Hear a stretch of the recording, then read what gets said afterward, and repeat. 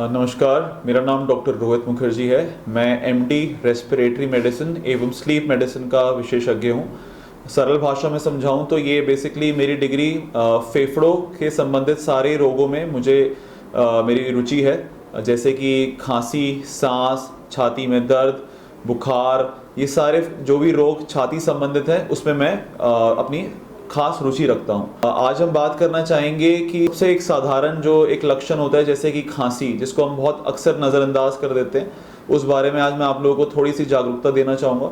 खांसी यूजुअली जो होती है एक इंसान में उसकी उम्र के हिसाब से देखी जा सकती है कि किसी अगर यंग एज में है तो उसको हम लोग एलर्जिक लक्षण या दमा के लक्षण की तरह उसको देख सकते हैं। यदि कोई बीच की उम्र का जो गुटखा, पान, तंबाकू का सेवन करता है तो उसको हम लोग स्मोकर्स लंग भी कह सकते हैं, स्मोकर्स डिजीज़ की वजह से भी हो सकता है।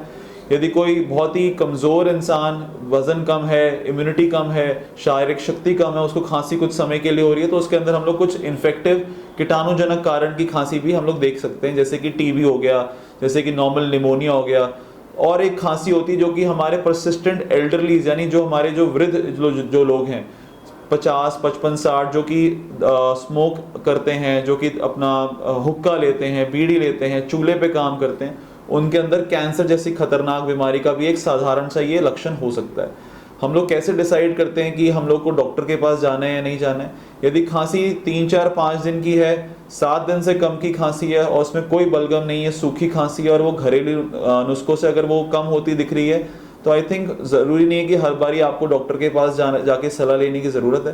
बट यदि अगर खांसी 7 दिन से ऊपर की है, ख़त्म नहीं हो रही है, ऊपर नीचे रोज़ होती है, धूल मिट्टी के एक्सपोजर में बढ़ जाती है, इतनी बढ़ जाती है कि आपको बैठना पड़ता है, काम नहीं हो पा रहा, जगह पे कहीं जाना हो तो अपना जगह पे नहीं जाया जा रहा, सांस फूलना शुरू हो जाए खांसी कर करके, बेहोशी हो जाए, अगर छाती में पसलियों में दर्द हो जाए, तो आपको ज़रूर अपने डॉक्टर से तुरंत ही सलाह करनी चाहिए। कभी कभार खांसी होता है कि सफ़ेद बलगम आता है, लोग कहते हैं काला बलगम आता है। ये खांसी बलगम जो होता है बेसिकली हमारी खांसी में हमारे फेफड़ों को ऑयल करता है, लुब्रिकेट करता है, मतलब उसके अंदर हवा जो अंदर बाहर कर रही है वो ड्राई ना कर दे, इसलिए बलगम बनता है। बलगम जब अत्यधिक बनता है, एक हद से ज़्यादा बनता है, तो फिर वो कुछ चिंता का विषय हो सकता है। अब अगर बलगम सफ़ेद है तो वो एलर्जिक खांसी, दमा की खांसी के लक्षण होने का चांस ज़्यादा है। यदि बलगम में कीटाणु पड़ जाए या फेफड़े में कीटाणु लग जाए तो उस खांसी का बलगम रंग बदल देता है, जैसे कि वो पीला हो सकता है, हरा हो सकता है। खांसी कर करके यदि अगर अंदर के फेफड़ों की जो अंदर नाड़ियाँ हैं उसमें कहीं पे भी अगर नाड़ी कहीं पे फट जाती है तो खांसी में आपने देखा है खून भी आ सकता है। हर खांसी में खून मैं कहूँगा बहुत ऐसा नहीं है कि इमरजेंसी होती है। अगर रेशा रेशा है तो आप हो सकता है कि खांसी कर करके गले से ही आया हो, बट अगर खांसी में फ्रेश रेड ब्लड दिखता है तो आपको इमीडिएटली अपने डॉक्टर को कंसर्न करना चाहिए, इत्तला करना चाहिए और राय लेनी चाहिए। शुरू में जब भी खांसी में ब्लड आता है तो सबसे पहली चीज़ हम लोग उसका एक एक्सरे करा के देखते हैं, उसकी छाती, उसकी हिस्ट्री लेके देखते हैं। अगर एक्सरे में हमें लगता है कि हमें कहीं मोटी चीज़ अगर पकड़ में आ रही है तो हम उसको आगे थोड़ा दवाई देके देख सकते हैं। अगर एक्सरे में कुछ नहीं दिखता है, जो कि अधिकतर केसेस में ऐसा ही होता है, तो फिर हमको सीटी की ज़रूरत पड़ती है, ताकि सीटी में हमें पता चल पाए कि कौन सी नाड़ी कहाँ, कौन से हिस्से के फेफड़े में कहाँ जाके वो फटी है, ताकि हम लोग को बेहतर आगे और करने में मदद मिले। खांसी में और भी बहुत सारी चीज़ें होती हैं, जैसे कि खांस खांस के किसी की पसलियों में दुखन हो रहा है, तो वो अक्सर इसलिए होता है कि जो खिंचाव पड़ता है पसलियों में और मांसपेशियों में, उसकी वजह से वो दर्द देता है। अगर उसका जड़ से इलाज खांसी से अगर वो ठीक हो जाए तो धीरे धीरे अगले 2-3 हफ्ते में वो दर्द भी चला जाता है।